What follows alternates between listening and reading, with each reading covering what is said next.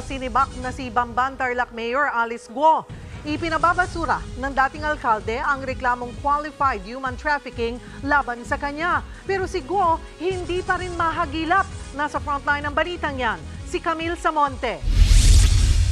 Mula sa qualified human trafficking complaint na isinampa sa Department of Justice hanggang sa sibakin siya ng ombudsman bilang mayor ng Bamban Tarlac at sampahan ng tax evasion ng Bureau of Internal Revenue. Sunod-sunod ang mga dakok na kinakaharap ng dating alkalding si Alice Guo. Pero ngayong araw, rumesbak si Guo.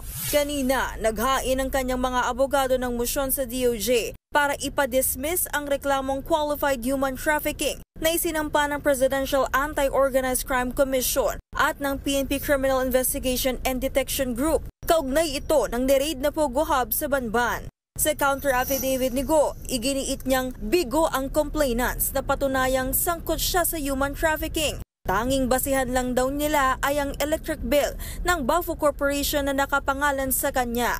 Ang Baofu ang kumpanyang pinagtayuan ng Pogo Hub. Una nang sinabi ni Guo na naibenta na niya ang shares niya sa Baofu.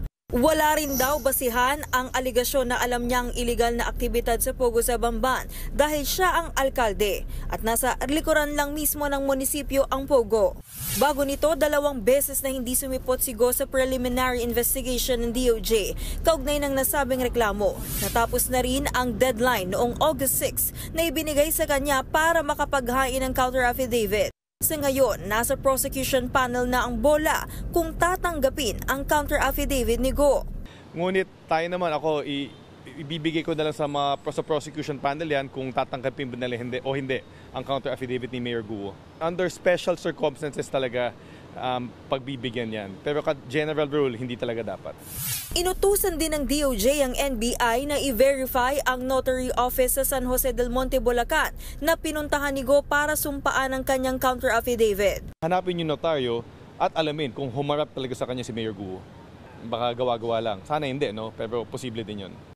Samantala, nagpunta rin ngayong araw sa DOJ si Dennis Cunanan na kasama sa inirereklamo ng qualified human trafficking. Siya ang representative ng niraid na Zone U1 Technology Pogo sa Bamban. Pinagbigyan si Cunanan ng panel prosecutor ng extension para makapaghain ng kanyang counter-affidavit. Sa August 27, magpapatuloy ang preliminary investigation.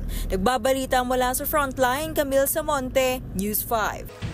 Mga kapatid, Cheryl Cosim po, huwag maging huli at maging una sa lahat sa balitaan. Para sa tuloy-tuloy na talakayan sa Frontline, mag-follow at mag-subscribe sa social media pages ng News 5.